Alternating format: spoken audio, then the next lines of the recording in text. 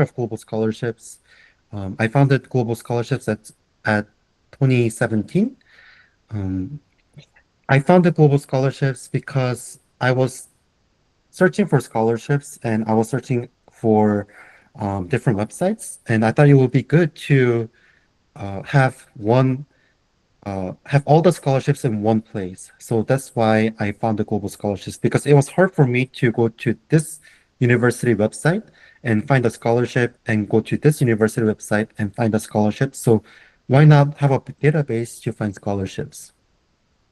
So that's how I started globalscholarships.com. And I received 39,000 a year for 4 years of study at Birmingham Southern College, United States. This was for my bachelor's degree, and I graduated with a degree in computer science and mathematics. So I did 4 years of college in the United States. After that, I received admissions for PhD program. Sorry for interrupting, but we can't see your screen. It says click to exit full screen, so it's not showing anything right now. Yeah, now it's working. Okay, can you guys see my screen right now? Yeah. Okay, so slideshow. Okay, so I'll just do this. Does this work for everyone?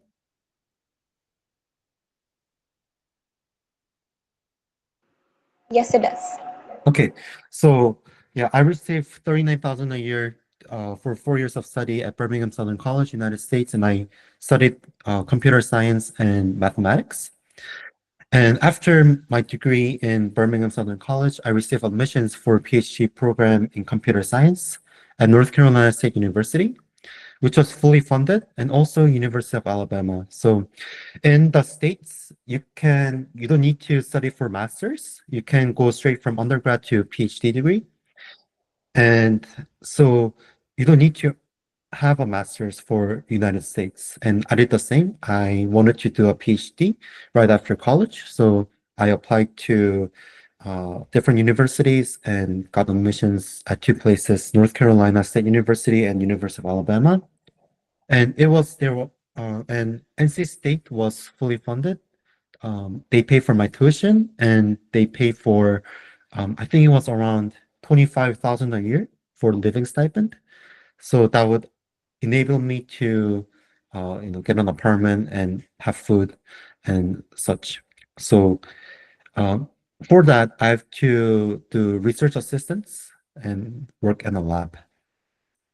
So that's me, who I am. And I wanted to go over, before I go over the different scholarships and countries, I wanted to go over things I've done well in PhD admissions. So I had a good GPA of 3.9 for the total of 4.0. So I had a really good GPA, had a really good GRE score of 334 out of 340. GRE doesn't really matter in PhD admissions, but I still had a good score. Um, like the lower score for GRE makes your chances of admissions bad, but good score doesn't really get you in. But having a good score is still good. And I had a good research experience with my professors, had worked on a couple of different research projects, so that really helped my PhD admissions. And because my school was small, and the faculty to student ratio was small, I had a good rapport with my professors. So I was able to know them well, and I, asked questions and I did research with them, so they knew me well. And so they were able to write good recommendation letters for me. Do you guys have any questions up till so far?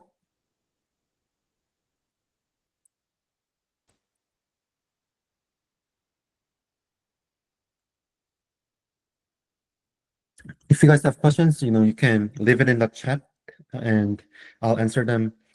But okay, so things I haven't done well in PhD admissions.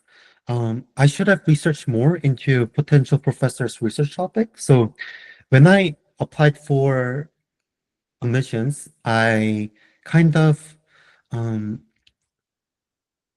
did it by lab. So my research topic was programming languages. So I had an interest in programming languages, and it was too general.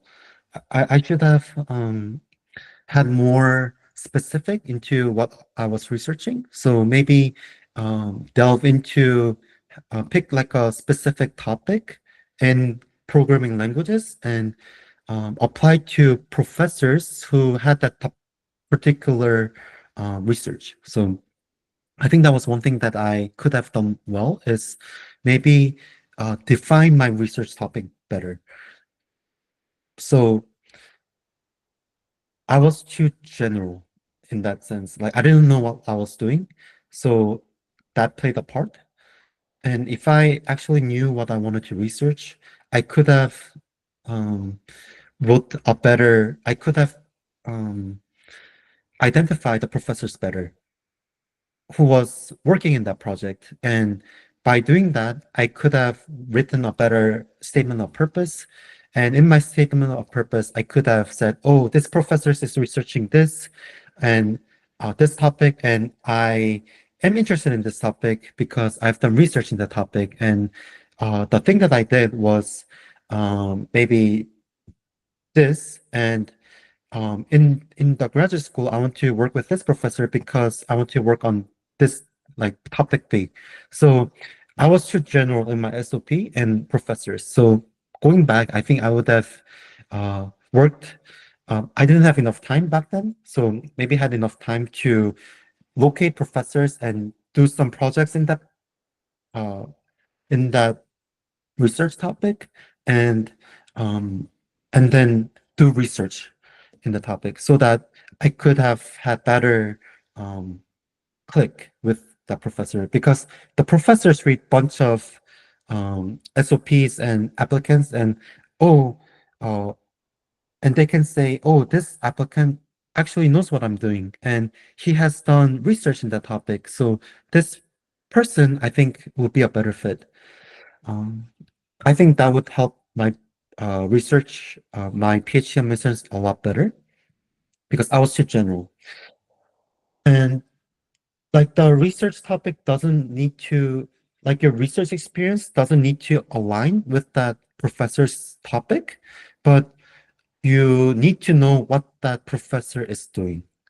Um, so yeah, not necessarily your research doesn't has to be what the professor is doing, but you have to have an idea of what the professor is doing and want to maybe suggest what you want to do with that professor. So that was one thing that I was lacking. So that's what I haven't done well in PhD admissions. And if I had done those well, I think I would have gotten better results. But NC State like isn't bad, but it isn't like the top five programs, but it was still a good school. Okay, how can we jump much?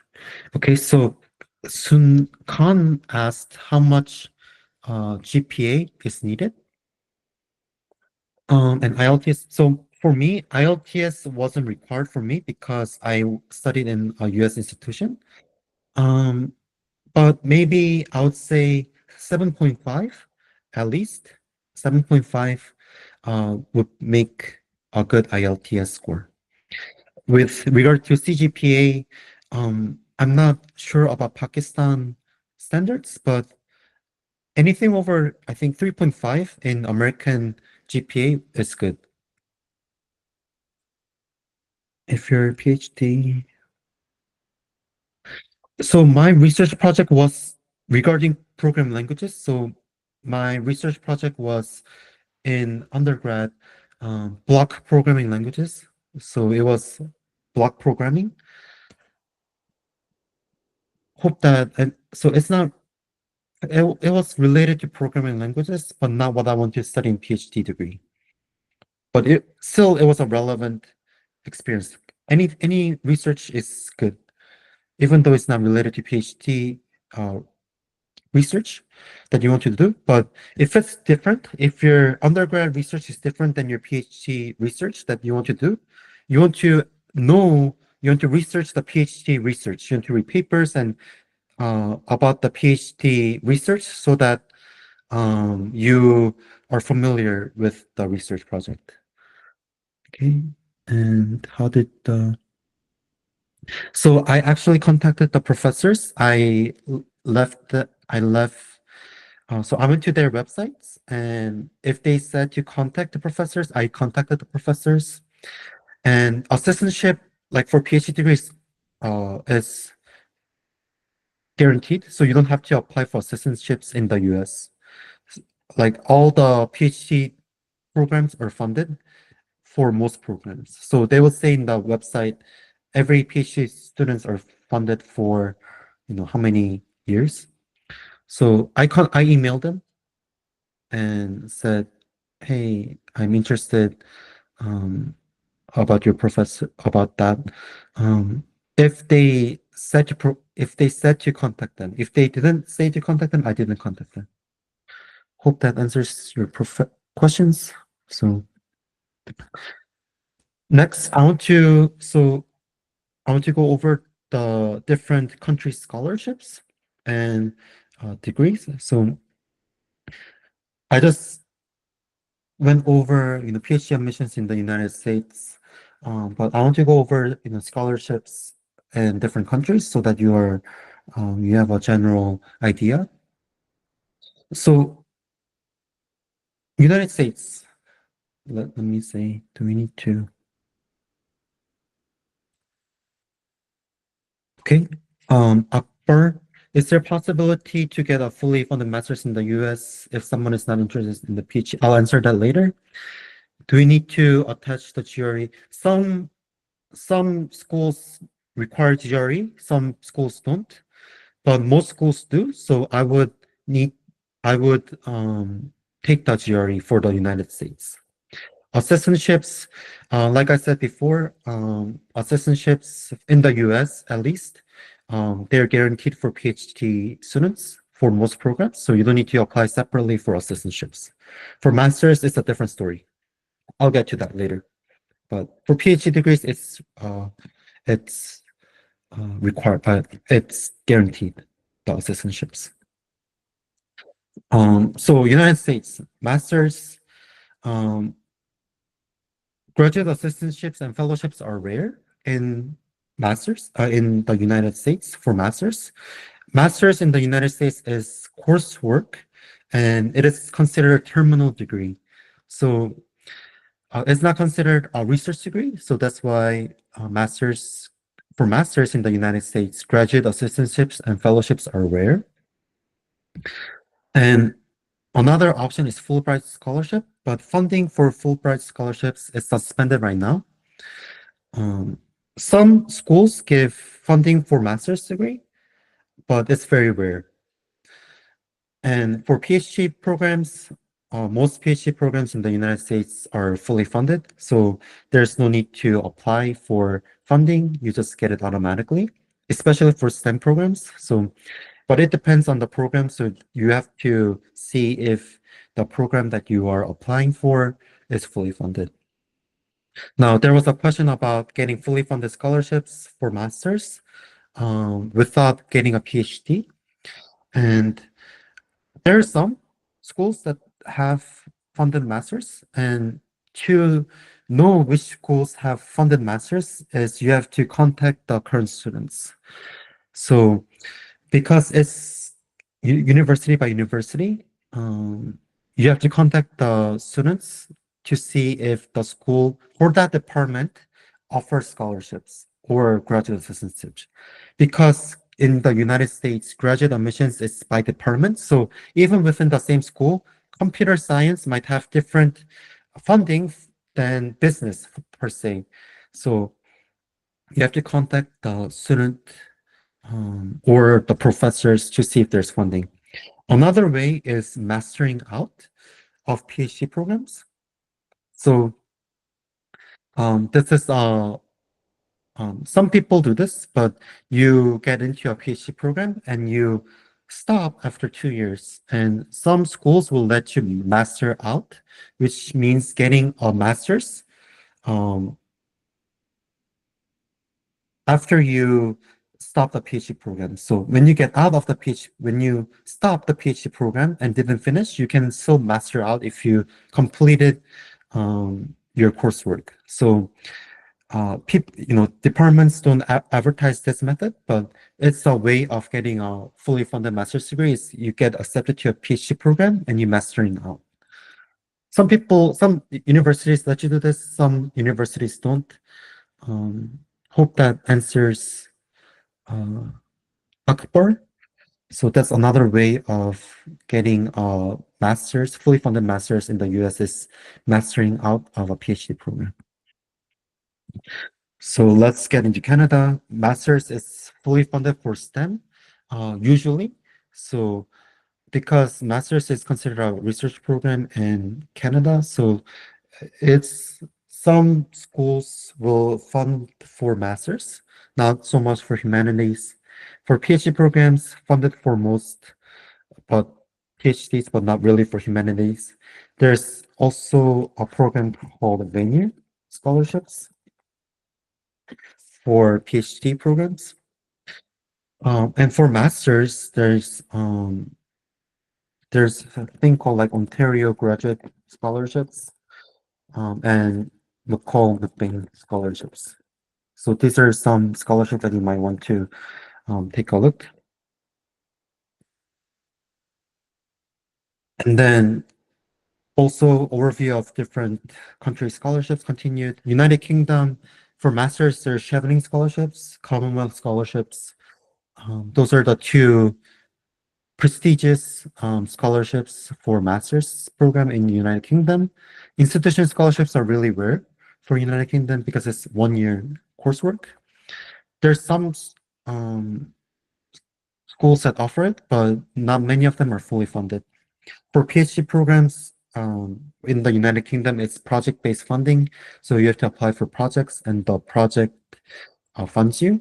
And PhD scholarships in United Kingdom are rare. It's harder to get than the United States. For Germany, master's is free tuition, and there's also that scholarship that many people get in Germany. And for PhD, it's free tuition, but also project-based like the United Kingdom. So you apply for projects. It's not like United States or Canada.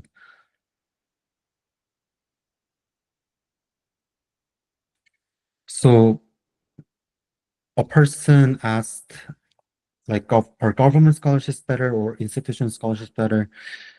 I think government scholarships are better if you can get it, but it's harder to get, definitely. But a lot of Pakistani people got Chevening scholarships, got Fulbright scholarships, um, and such. So it's, I would say government scholarships are better, but any kind of scholarships is good. Next, Italy, masters, there's the Invest Your Talent in Italy scholarship.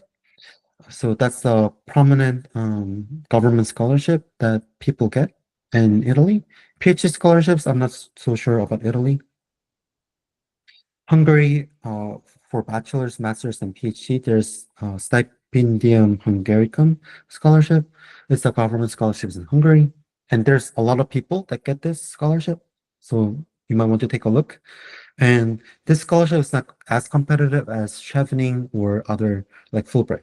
So a lot of people get this scholarship. So if you're interested in studying in Hungary, you can. Ireland for masters, there's Government of Ireland International Education Scholarship that many people get. In Australia, for masters, there's Australia Awards scholarships for master's degree. It's fully funded for government scholarship. For PhD degree, there's research stipend. So Australian government has research stipend that people can get, and it's widely spread. So a lot of people can get it. For New Zealand, there's Mankey New Zealand Scholarship for masters. For South Korea, master's PhD, there's Global Korea scholarships. And for Japan, there's MEC scholarships. For South Korea, a lot of institutional scholarships are given too. So universities like Sky, so Seoul National University, Korea University, Yonsei University, and also KAIST and Postec, they give scholarships for master's and PhD. They're called professor scholarships. So what you do is like you work in a lab and you get stipend. So a lot of Pakistani people, students get those scholarships in South Korea. For Japan, Med scholarship is a government scholarship in Japan. I'm not too sure about institutional scholarships in Japan, but I'm sure there are. For New Zealand, Australia, I guess there's funding for Australia for master's and PhD institutional scholarships too. So you might want to take a look. New Zealand, I don't think there are a lot of institutional scholarships, but you might want to take a look. So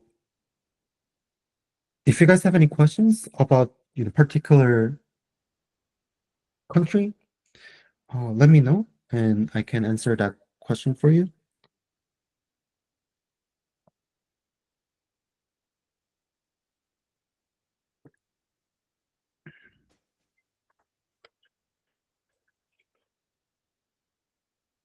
Okay, I'll just keep going then. Mm. So we just talked about different scholarships, and I did a really brief overview of what's available for you guys. And so now I want to s- talk to you about getting information about scholarships and how to apply. So this is about catching the fish, how to catch the fish, how to get information about scholarships rather than giving the fish to you. So um, first, research first about before asking questions. So all this scholarship information is available online. And so you have to, in order to get a scholarship, you have to research and to get to know what kind of scholarships there are and how to get them and what the eligibility criteria are, what's the application process are. So you have to research first and get the available information online. So you can go to a university website, you can watch YouTube, you can go to, websites like Global Scholarships, and you can research first before research. And then um, you can connect with students who have gotten those scholarships and ask them questions. A fantastic way is LinkedIn. So a lot of people are open to helping out because there were students like you who were, you know, who wanted information and who wanted to get scholarship. So they were in your situation, like the scholarship recipients. So they want to help you out, and many of them will do it for free. So you have to reach out to them and ask them questions, but don't ask them question about, oh, how to apply for Fulbright or how to apply for Chevening. That just shows that you haven't researched. That's all available online. So what I would suggest is maybe ask them about um, what kind of things are professors looking for, or how can I strengthen my application? Things like that. Things that scholarship recipients will know better and that isn't available on the internet. So LinkedIn is a great um, source for that. Also, we have scholarship recipient stories. So if you go to our site, globalscholarships.com, recent scholarship post. So um, we have like scholarship recipient stories like this that you can see. And nationality, we have a lot of Pakistani nationalities as well. So Pakistani nationality, we have 55 people on our story. So we have Chevening Scholarship, we have Erasmus Mundus, Fulbright, different scholarships like this. So you can go and see how the people have gotten the scholarship. And we also have LinkedIn. with those profiles as well. So social media, you can go to their LinkedIn and connect with them and ask them questions. Read their stories about how they um, how they apply for different scholarships and what their criteria were. So like she had an IELTS of 7.0, Pakistan, and GPA, whatever, how she prepared the application. So we have tons of stories like that, and it doesn't have to be Pakistani. It can be, different nationalities for that scholarship. Mm.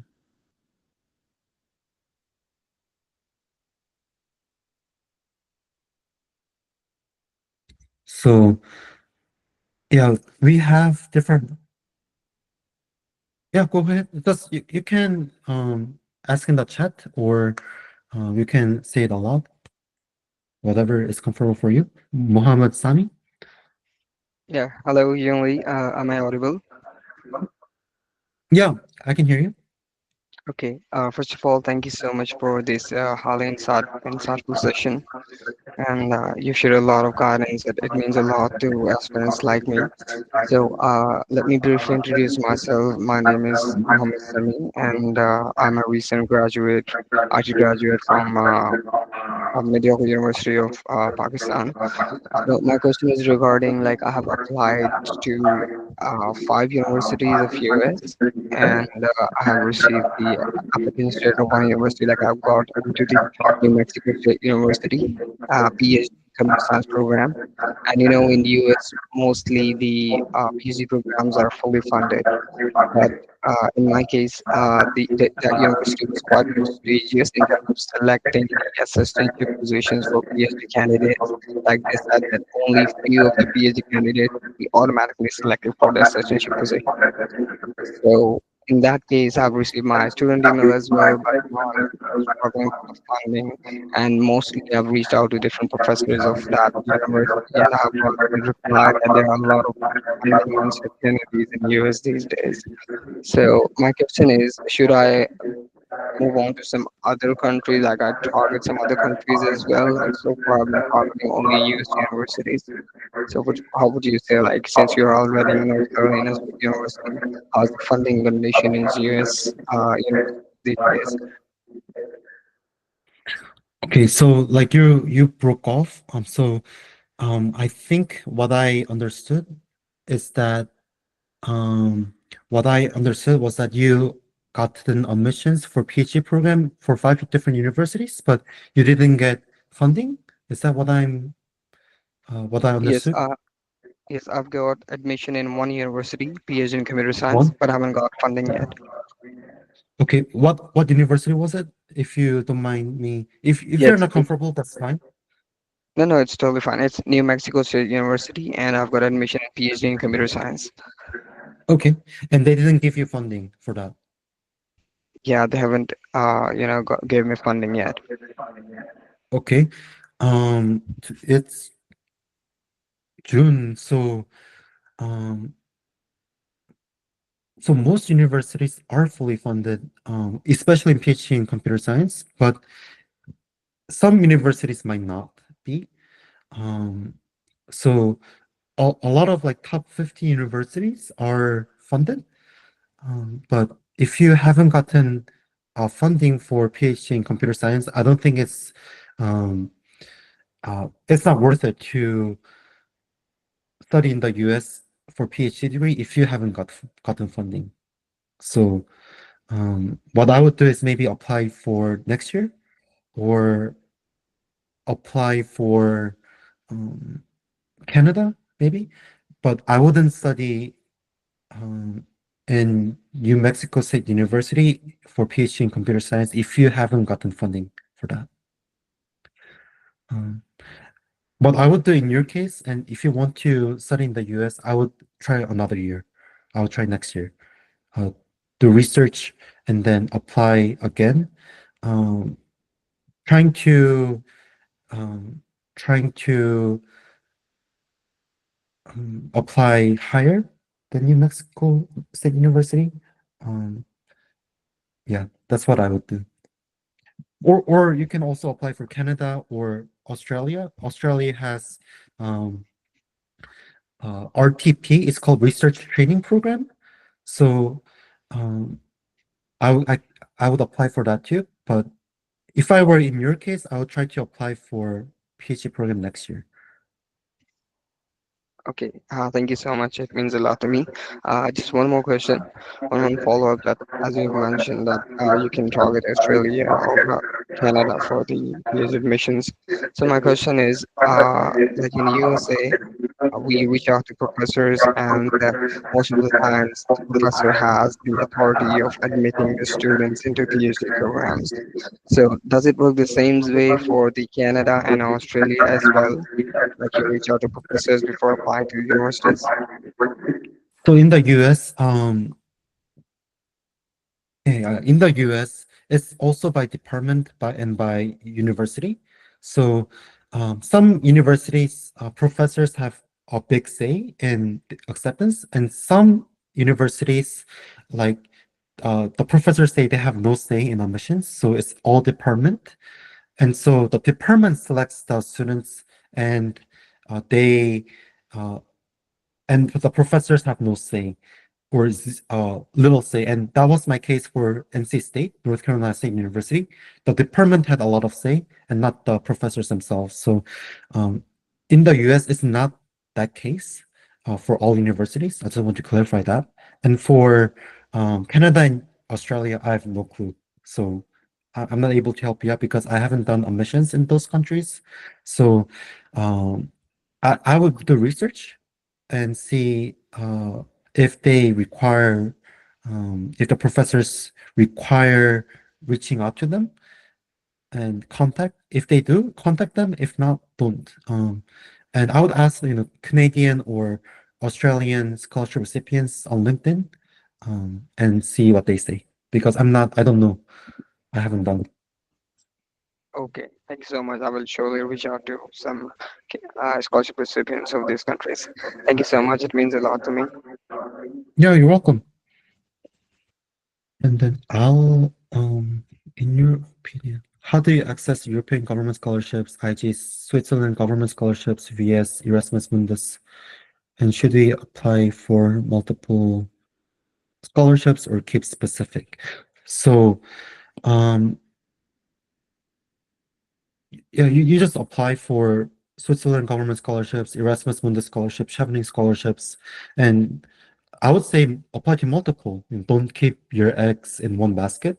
Apply to multiple scholarships, and see what you have. So, because there's a lot of different government scholarships in Europe, there's Erasmus Mundus, there's Chevening, there's Study in Italy scholarship, there's Stipendium Hungaricum. So, and like Stipendium Hungaricum, I'm not sure if I'm pronouncing that correctly, but that scholarship is less competitive than Chevening scholarships, for example. Chevening scholarships, the acceptance rate is very low. So, apply to different scholarships and see what you can get. I think that would be a um, good strategy. This website is really helpful. Thank you. Yeah, so we have around 300 scholarship recipient stories in our database and we continue to upload them. So I would try to read if you're interested in Chevening. We have dozens of Chevening scholarship recipient stories. We have dozens of Erasmus Mundus. I don't know about Swiss government scholarship, but I think we have a couple of those as well. So read those stories and see how they have researched the scholarships and how they applied for scholarships, how they prepare for the scholarships. And once you read it, once you research, I will reach out to them and see. And if you have any questions, help them, ask them questions. They're willing to help you. It's a really good way to learn about scholarships. And I will do that really soon. So even though you might be a freshman in undergraduate, I would try to reach out to them and learn about scholarships so that you can prepare your research and such, even when you're a freshman. I'm curious about scholarships for humanities as a literature students hoping to apply for her master's to the UK, Oxford, Ireland, Trinity, Dublin College, and Scotland, Edinburgh. Do you have any resources for humanities in specific? Since scholarships come by rarely and are very competitive. I agree for humanities. I think there's one for Clarendon scholarship in the in UK. So let me just see Clarendon scholarship.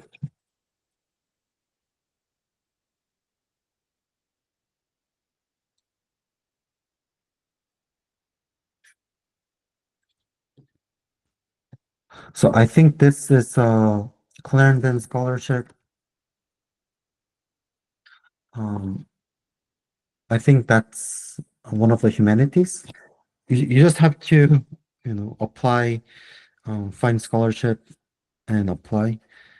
I don't really um, have any such Chevening, Erasmus Mundus. Just apply for humanities. It is rare for um, it is rare the literature, but I think we have some scholarship assembly for literature studies. So we have one person. We have one person who had Chevening scholarship for literature studies. So I guess it is possible. You just have to search.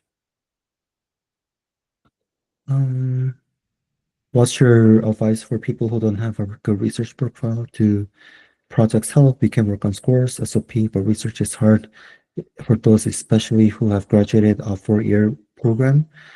So what's your advice for people who don't have a good research profile? Do projects help? We can work on scores, SOPs, etc. But research is hard, especially for those who have graduated a 4-year program. Yes, projects do help. So research doesn't have to be like publication. It can be just an experience. So I didn't have a publication, but I had good experience and I worked on those projects and then I the professors wrote recommendation letters um, regarding that project. So I think if you work on a research project and the professors write recommendation letters based on those research projects, I think that will work pretty well. When would you recommend for people to start reaching out to supervisors for their masters? So I would say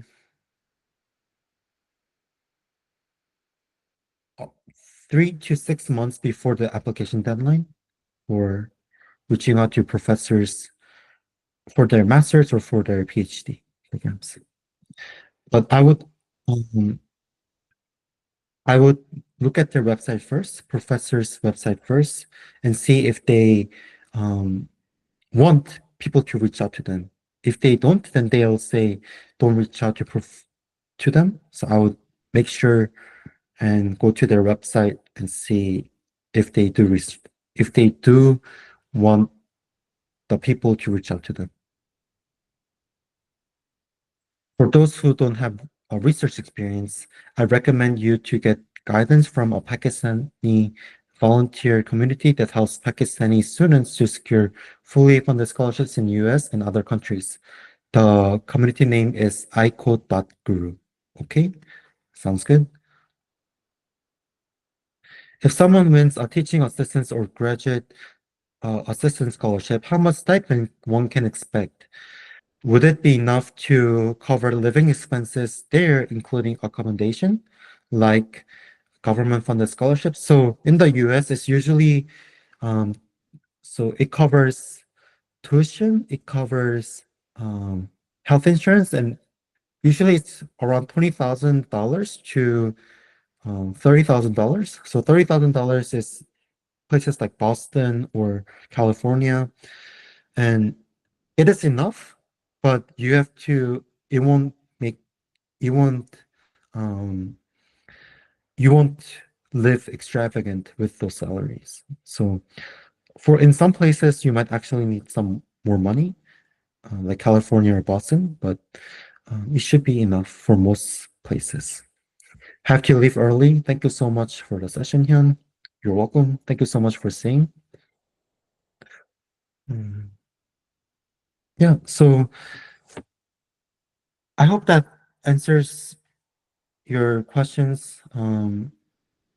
Basically, you have to do research. So I cannot, cover every scholarship in one session, every country, every scholarship, every school.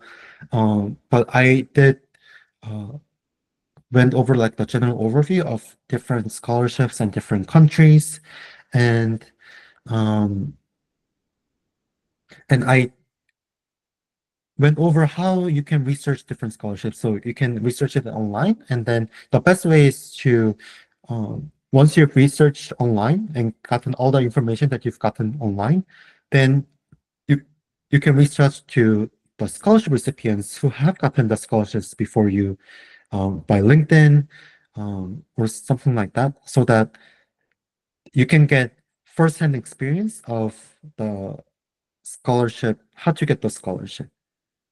So I'm not an expert. I didn't get Fulbright, I didn't get Chevening, but you can reach out to them who have gotten the scholarship themselves, and most likely they will offer you to help because they were in your shoes too. And that should be an encouragement to you guys. There are people who are willing to help you guys out. So, any particular unis you'd recommend for a CS related field masters with good chances of landing a TAA or RA position? So in the US, what I would recommend is mastering out. So it's not a good, it's not a good like method um, publicly, but it's one of the ways is that you apply for PhD programs and you get in, and then you leave after 2 years. So that's one way of getting funded scholarship. Um, for CS masters, Cornell and Princeton offers fully funded masters. So Cornell and Princeton offers fully funded masters, but those masters are very hard to get. So it's extremely competitive.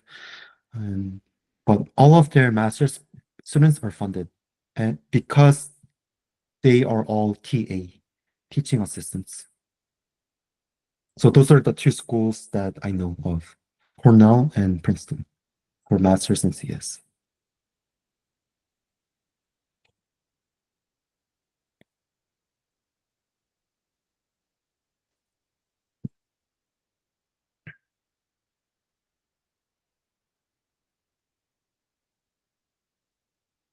Okay, if there's no questions, any other questions?